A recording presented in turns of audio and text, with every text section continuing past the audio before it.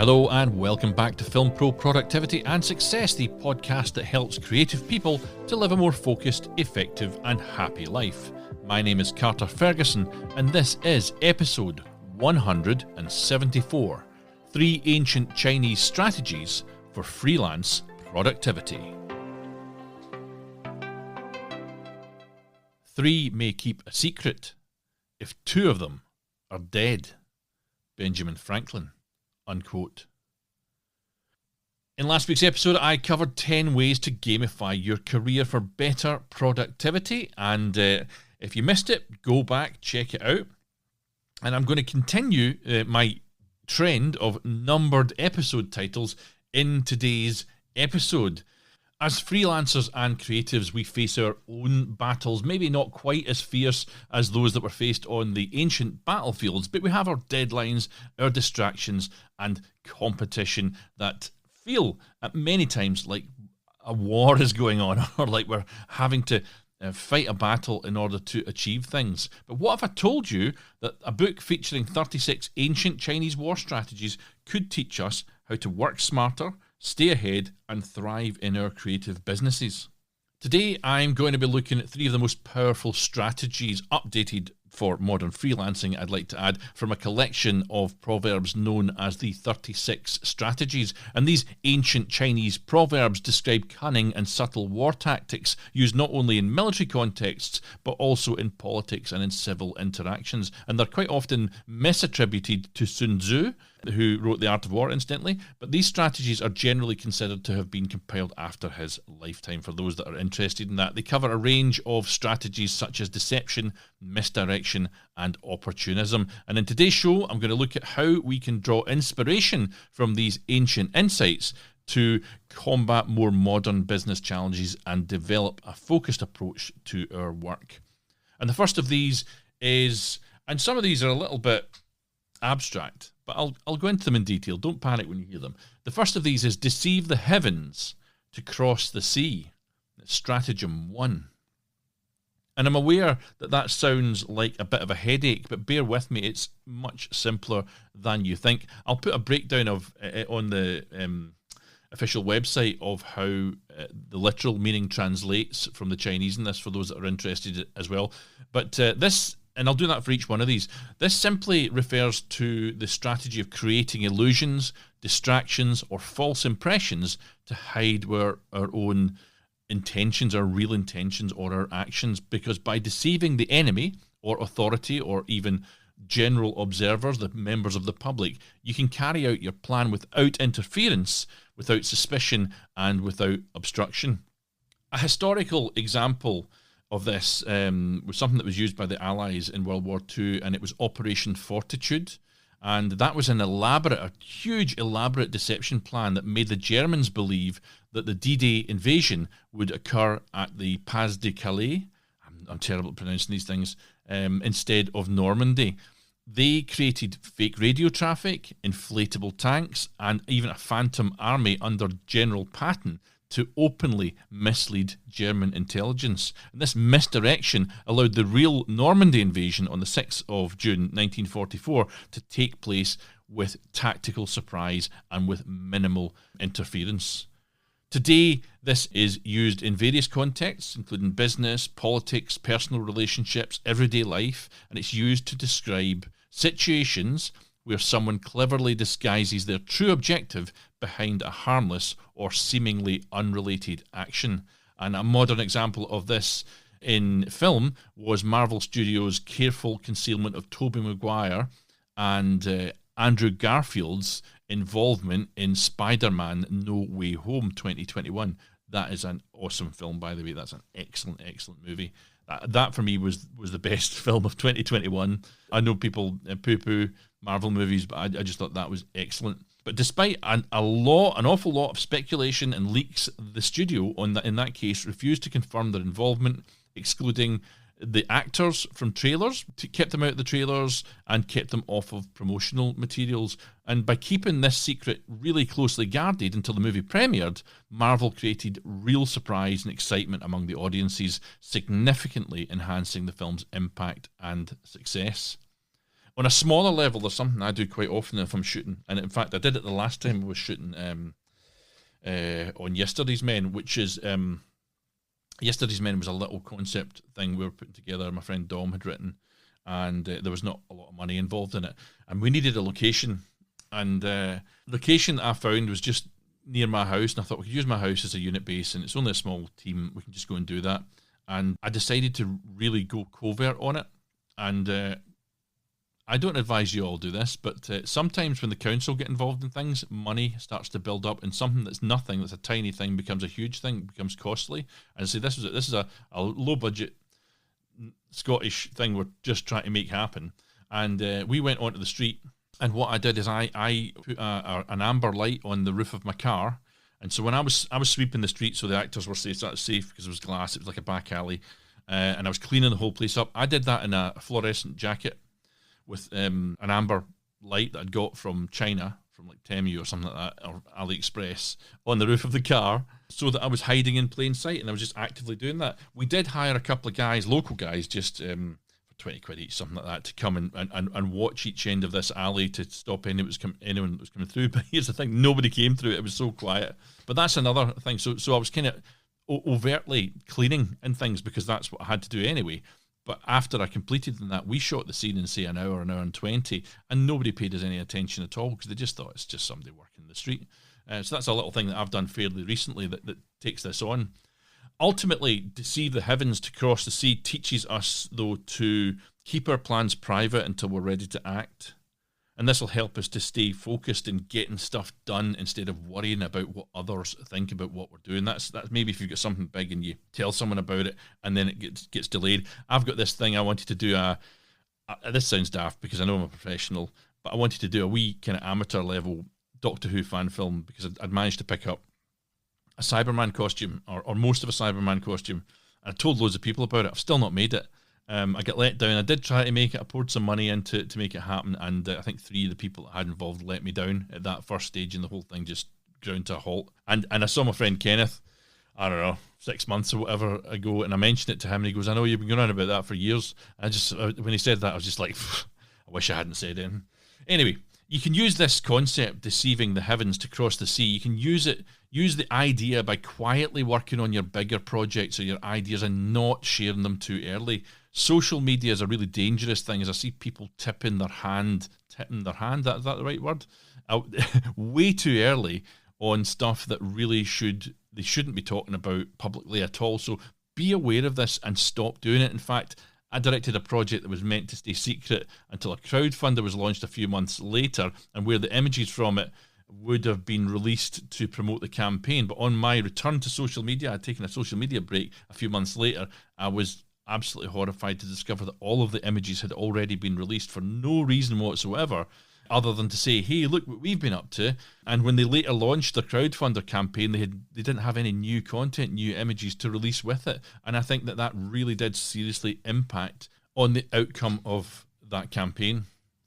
A play on all of this idiom is to play your cards close to your chest, which of course is originating from like card games like poker, where players are physically holding their cards near the chest to prevent others from seeing their hand. Metaphorically, though, it means being cautious, secretive, or guarded about our intentions, about our plans, or about releasing information which we have control of, so as not to give away our advantage or reveal our strategy too early. And to put this into practice, let's set aside time each week to work on your most important project without asking for anyone's approval or sharing anything about it until you're ready to go live. So don't go hunting for clout and ruin your own plans. Let your plans be dark and impenetrable as night, and when you move, fall like a thunderbolt. Sun Tzu, The Art of War. Unquote. The second of today's lessons is to borrow a corpse to revive the soul. It's stratagem 14. Again, it's a bit of a mind bender by today's standards. So what does it mean? Borrow a corpse to revive a soul? Well, this stratagem involves reviving something obsolete, defeated, or weakened by leveraging another entity's resources, its reputation or status, by repurposing basically an existing structure or situation. That would be the corpse part of this. And then you breathe new life into it with your own plans, your own ambitions, and your own ideas. Yeah. So that would be the soul you're putting into it. It teaches us that instead of starting from scratch, we can breathe life into an existing resource, idea, or a system to achieve our goals. And for freelancers, this means leveraging what's already out there: tools, templates, frameworks, proven strategies, that sort of thing, to save time, energy, and your creative bandwidth. Because, I mean, if your life is anything like mine, I'm constantly having to come up with new things and learn new things. And I wish there was a repeatable strategy, a repeatable format that I could use. Possibly I've got it within this show that I could copy and use for myself. You could take any old system that's fallen out of favour, refurbish it, as it were, and release it as new content on socials or as a YouTube video or whatever, if you were an influencer or what is it we're calling ourselves now? Content creator, that's it. A more recent example of this might be Disney, who acquired Lucasfilm in 2012. Effectively, they borrowed the dormant Star Wars franchise, that would be the corpse, when they revived and expanded it by producing fresh films, fresh series, and merchandise, injecting new energy and popularity into this, aging franchise. And that would be the new soul going into it. That said, having seen some of these films, they really arsed it. But it's a reasonable example of what I'm talking about. Work smarter, not harder. Allan F. Mogensen, unquote.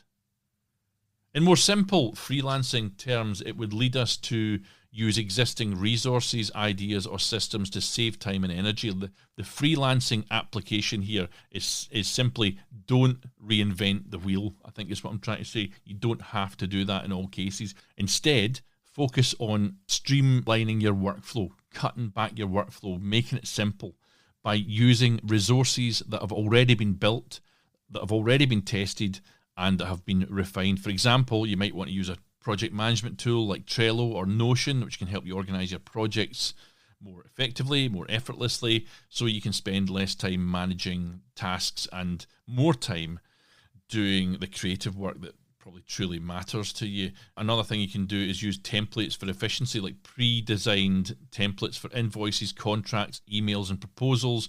This will all save you time and ensure professionalism, allowing you to focus on delivering value to your clients. That is definitely one I could speak for myself for. Filmmakers, you should have contracts that when you go to the next film, you just need to change a few details on it and it'll stand for the next one. I can say templates for efficiency would be, I use Canva, and I've got a template for creating the square logos that go out on this podcast. And so what I do is I create a new image. I either find it or I create it or I make it myself, whatever. And then I put it into Canva and I use the typeface is already there, and then I export it in a certain way and I keep it in a specific folder. Even the process of doing it works in this sense. And thirdly, proven strategies.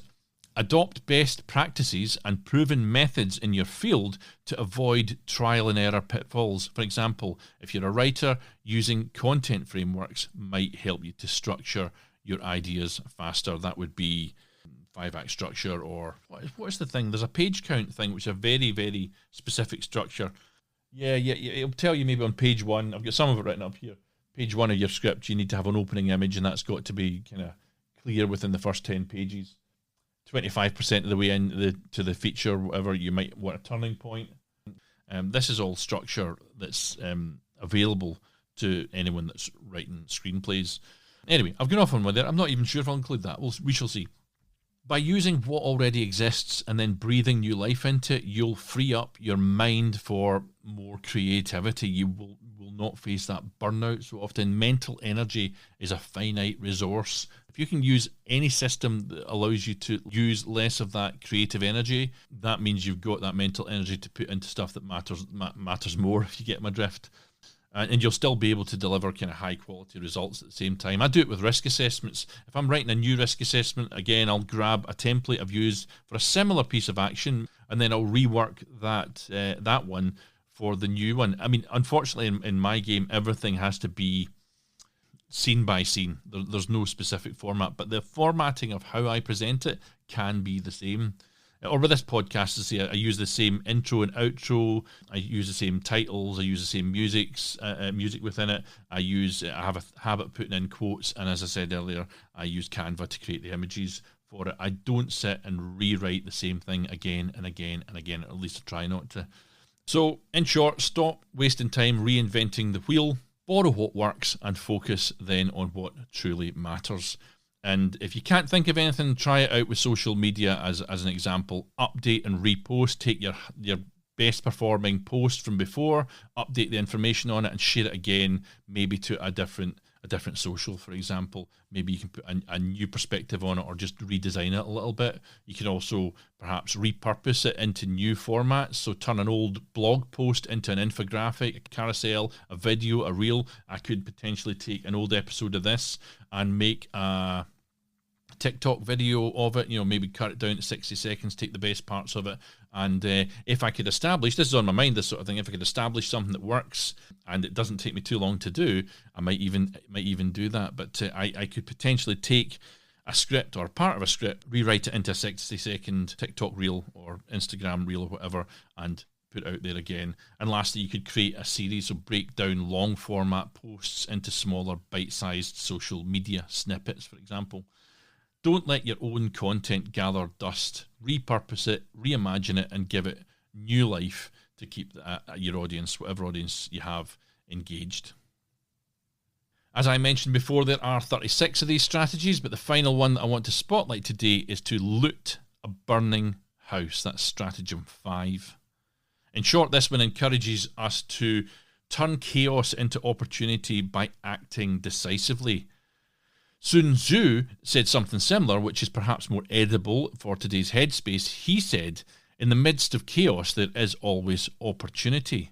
This metaphorical burning house represents a state of turmoil, crisis, or vulnerability. And in practical terms, it means taking advantage of opportunities that arise often from another's misfortune, from general instability, or another's lack of preparedness. And it means identifying opportunities when disruption is going on or when chaos is happening, and using those opportunities, using those things you recognize to your advantage.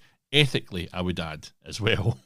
And I'm very much aware that this sort of thing has a negative connotation. It implies opportunism or lack of moral integrity. And I'm not suggesting that you go out looking for people in need to take advantage of them, to start ambulance chasing, but we can still take advantage of chaos and turn it into something positive. An example of this one would be Robert Rodriguez, who made El Mariachi with a budget of something like, I had it written down, $7,000, I think it was. Basically a non-existent budget, but he cast non-professional actors, he used cheap equipment, and he made a film which had a kind of raw charm. It caught Hollywood's attention, and that launched his career. And, basically, it proves that limitations can fuel innovation. And of course, chaos can feel overwhelming, like an industry changing, which is happening right now as TV specifically seems to be moving more in the direction of online, or the economy slowing down, or a messy client project. And there's loads and loads of people and examples, I'm sure you can think of some of them yourself, of people that took advantage when COVID happened, came out with a lot of money. There's certainly some moral questions I've got there on that one. But what was I saying? Yeah, so basically chaos brings chances to grow. It gives us opportunities to try new ideas and to work with new people. And if you can stay calm, you can stay flexible, and you can think strategically, you can turn these moments into opportunities when they arise. The wise adapt themselves to circumstances as water molds itself to the pitcher. Chinese proverb, unquote.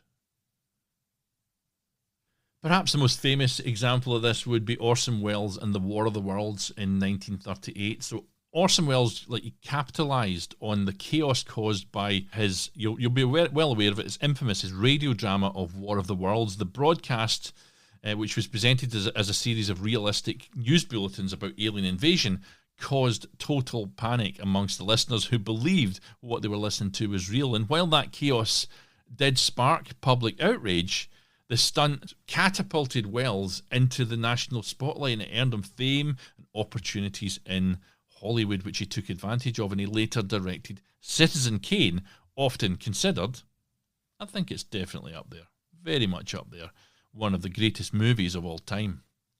In simpler freelancing terms, though, you can use slow periods, client delays, or industry changes as opportunities to level up your skills. You can create passive income streams or develop new services. There's a simple takeaway from this. Next time you face downtime or disruption, folks, ask yourself, what skill or project can I work on during this period? I can't remember if I did launch this during COVID or I launched it just before, but I took absolute advantage of COVID. I put out shows every single week. I think it was for a year.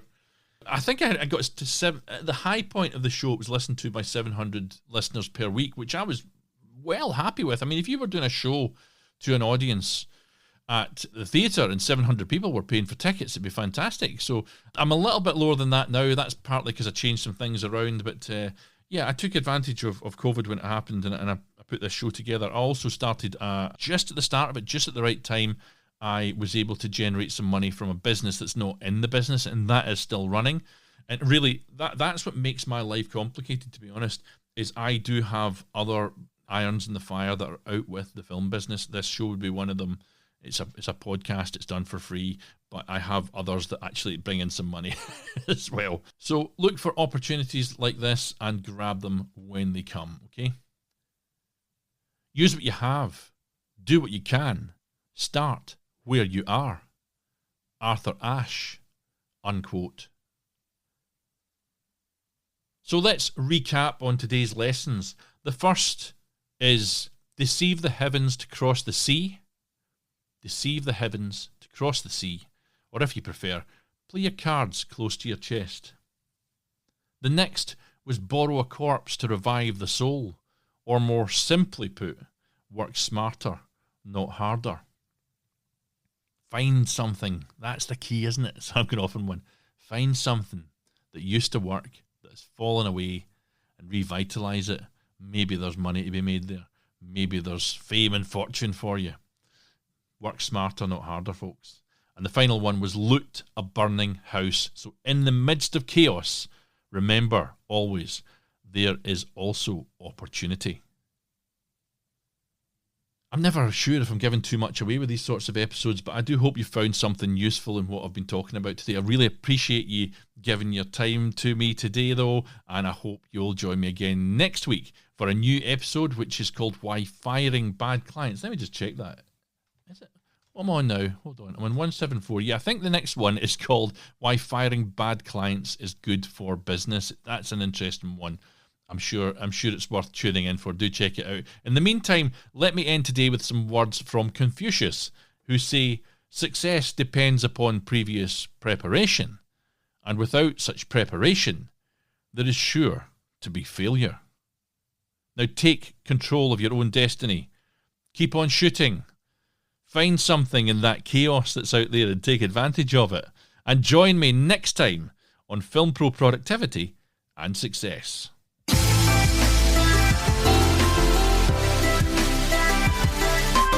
The music that you can hear right now is Adventures by Ehimitsu, and you can view the full transcript of this episode only on the official website, that's filmproproductivity.com, where you can also look back and listen to every single show.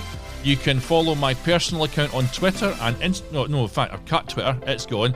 Follow my personal account only on @fight_director on Instagram.